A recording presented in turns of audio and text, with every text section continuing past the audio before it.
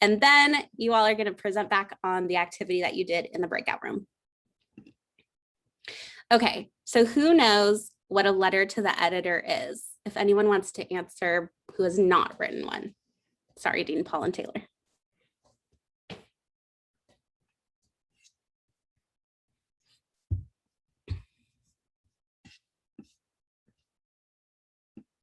Okay, I'll open it up to Dean, Paul, and Taylor now.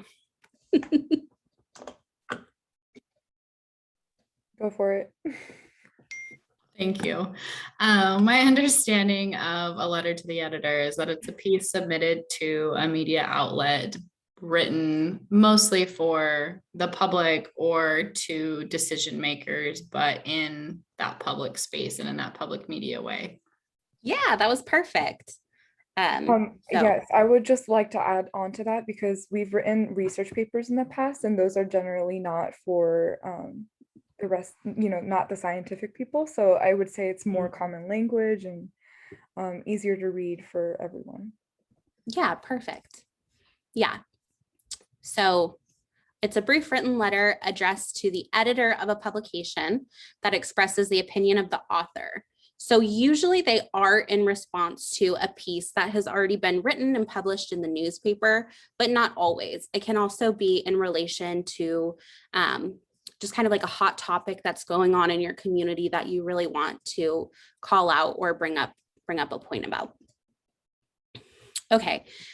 And so Dean, Paul, and Taylor kind of already talked about this a little bit, but there's the reasons that we write letters to the editor are really to reach a large audience and reach many members of our community.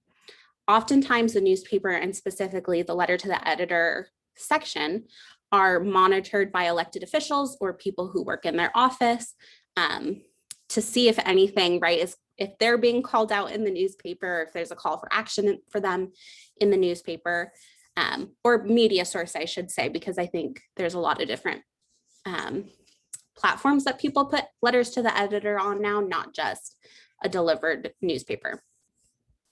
So it can bring up information from a previous news article or information that was not presented in a news article. So for example, if there was like a pro-vape article in the newspaper, then you can write a letter to the editor that talks about points that were not made that you want people to know. And one of the important aspects of a letter to the editor is that they kind of create this impression of widespread support or opposition of an issue because it's published in this media outlet. And if you call out an elected official in a media outlet, they're going to kind of freak out, right? Because they're being called out in the public. Okay, so now we're getting into the tips. The number one tip that I have is to look up the submission guidelines because they are so different. Well, within the same realm, but they're very different between different news outlets. So it can be anywhere from 150 words maximum to 300 words maximum. And if you go over that limit, they might not even look at your letter to the editor. They might just cut out and like put the last letter that was within the 300 words. So you really want to make sure that you look up the submission guidelines. You might have to fill out a form like this online, or you might have to email it directly to the editor. And all of that's available on the website of the media source that you want to publish in. Tip number 2, if you are referencing an article that was previously published, you want to make reference to that article so that people know this is why you're writing it. You can put the article headline and the publication date. I've even seen people put, like, if it is in reference to a specific newspaper, putting like the page that it was on. If you're commenting on a local current event, then you want to be specific about the issue or event. So if you're publishing a letter to the editor about Kick Butts Day, make sure that you reference, or I think they renamed it Taking Down Tobacco Day, but if you're referencing Taking Down Tobacco Day, make sure that you put that in there as well. Tip 3 is to offer a specific recommendation. So you don't only want to talk about the problem, you want to also offer a solution. This is really important because this is kind of like your your stage to talk about how you think the problem can be improved in your community. So you just really want to make sure to offer your specific point of view and your recommendations for how the problem can be fixed. Tip 4 is to keep it simple. So as I said before, letters to the editor are typically really short, like 150, 200 words. And so you need to choose one issue or one message and stick to it for all 200 of those words. Dean Paul talked about this, but usually a lot of community members are reading letters to the editor. And so you want to use that simple, easy to understand language. In public health, we usually say like at a 6th grade reading level is the proper way to write for the community. In public health, we also have a lot of abbreviation, jargon, acronyms that we use. So you want to avoid all of those and kind of spell everything out that you're talking about. So if no one has ever heard of smoke-free multi-unit housing, they'll be able to understand what you've written still. And then finally, again, because it's so short, you want to be concise. Every word and sentence that you use should have meaning to it. Tip 5 is to make it personal. And this is a way that you can kind of draw readers in a little bit and have them have a connection to the issue too. The reader should know why and how the issue affects you and the community. Okay, has anyone heard of an elephant trigger before? Let me pull in my chat box. Okay, no.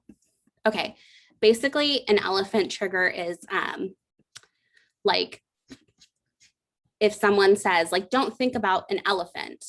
Now we're all thinking about an elephant, right? So you want to kind of avoid talking about like the more not controversial, but things you don't want the reader to think about. So an example of this would be, I guess a counter argument to tobacco-free policy would be that you're taking away people's rights. And so you wouldn't want to say like, many people think that this policy would take away their rights, because now people are like, maybe this is taking away rights. I think that too. So instead, you just want to focus on reframing the issue, talking about why it matters to you and the situation in your own words. Sometimes people's downfall with this is referencing the article that they're responding to too much. You don't have to like bring up the points that they made specifically. You want to bring up your own points. So avoid those elephant triggers. And then you also want to take a strong position. When editors are reading through these, they're really looking for what's going to make good news, right? We all know that about the media. They're looking for what's going to make people read from this news outlet. So strong positions make for better news. Creative takes make for better news. So you want to include all of that. And finally, include your call to action, which is what you want the reader to do with this information. You don't want to just describe the problem and then everyone's like, well, that kind of sucks. I don't know what to do now. So including that call to action can help mobilize your community behind you and get that strong support for your policy, for the issue, for whatever you're working on. Finally, include your contact information. A lot of news outlets will only publish pieces if they can verify your identity, verify that you're a community and actually live in the city where this news outlet is kind of reaching out to. I have submitted a letter to the editor before, although it did not get published. And the editor of the newspaper did call me from that contact information to ask questions about the letter and verify that I lived in the community. So a lot of places will ask for like full details about you, like your address, all kinds of stuff, but only your name and city will be published. That's across the board. They're not going to publish your address. Although I assume if you're in a youth coalition, you can work with your adult coordinator if you still don't feel comfortable with your address being sent to anyone. Okay, I believe the best way to learn is to practice. So I put together an activity. We're going to be writing letters to the editor. I'm the editor. And It's going to be on what the official cookie flavor for Pristine Valley should be. So let's see how many people we have in here. Can you help me out, Dean Paul? We have 11 participants. So without you, there's 10. Perfect. We'll do 2 breakout rooms, 5 people each. I want you to come together, decide on the official cookie flavor for Pristine Valley, and write as much convincing me as you can. Yes, Natalie, do you have a question? Yeah, hi. So my name is Natalie. I'm the adult coordinator for the Merced Coalition at Merced County Department of Public Health. I did have a question regarding tip number 3, which is offering specific recommendations. Yeah. I know on that one it says listing your opinion on how to improve a problem and then offering a point of view and recommendations. Mhm. If we're offering recommendations, let's just say, for instance, as we're working on a tobacco retail license, if we're writing a letter to the editor regarding flavored tobacco and its harms, it wouldn't be considered lobbying if one of the recommendations is a TRL. Yeah, that's a good distinction. And I would say, if you are writing a letter to the editor as Natalie, the program coordinator for Merced County, and you're recommending that would be considered lobbying. If you're writing as Natalie, the community member, that would not be considered lobbying. And the same goes, although I would work with your agency on this. CTCP guidelines state that youth coalitions are a separate entity from the county, and therefore, as long as they're not being paid by the county, they can lobby. But I've seen a lot of pushback with that from agencies. So I would work with the county on that specifically, just so the county and CTCP probably, so that you don't get in trouble for anything. Okay, yeah, it makes sense. I'll go ahead and get that clarification because I know there's always like that gray area between what's considered education and lobbying. Totally. Yeah. Okay, is everyone prepared for our activity? Okay, I'm gonna share. I came fully prepared for this. There's a Google Doc too, where you will be writing your letter to the editor so I can see what you all do. Okay, let me make sure everyone should be able to edit from here. And I'm gonna set up 2 breakout rooms. There we go. And in 7 minutes, I will bring you back. Nicole, quick question. Is the Yes. Google document for both groups? Like, are we working on the same one? Yeah, if you scroll down, there will be a space for group 1 to write, a space for group 2 to write. Great question. Okay.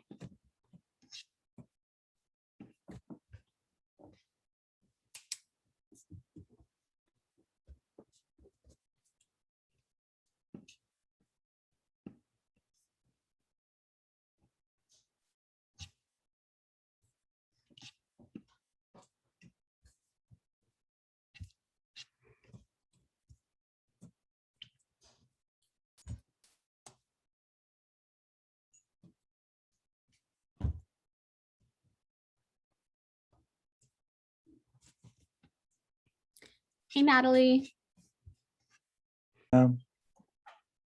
Sorry, group 1, I missed the recording. Dean Paul, are you recording too? Okay, perfect. We didn't miss it then. Okay, sorry, Jason. No worries. Okay.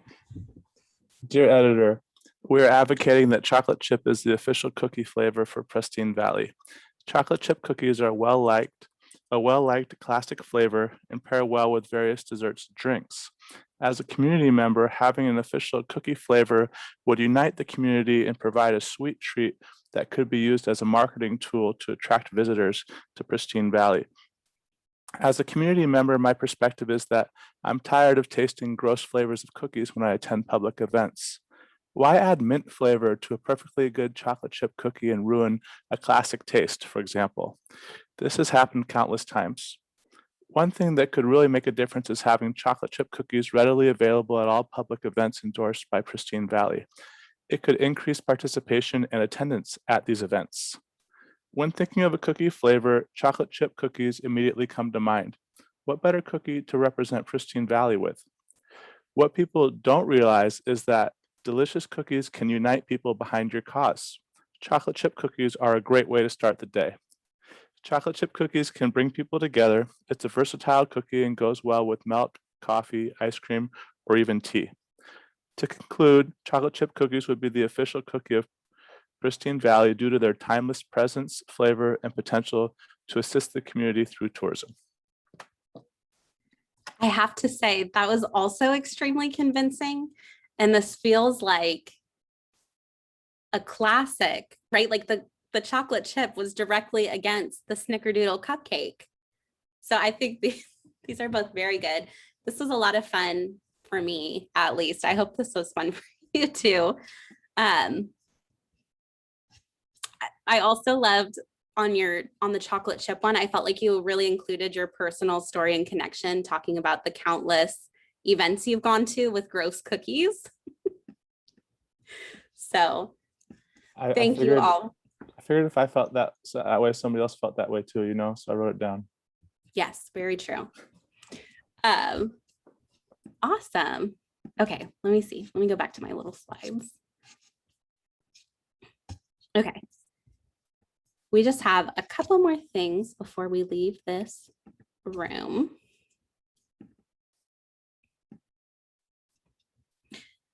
Okay, if you are choosing a letter to the editor for your culminating activity, you will not be writing about cookie flavors.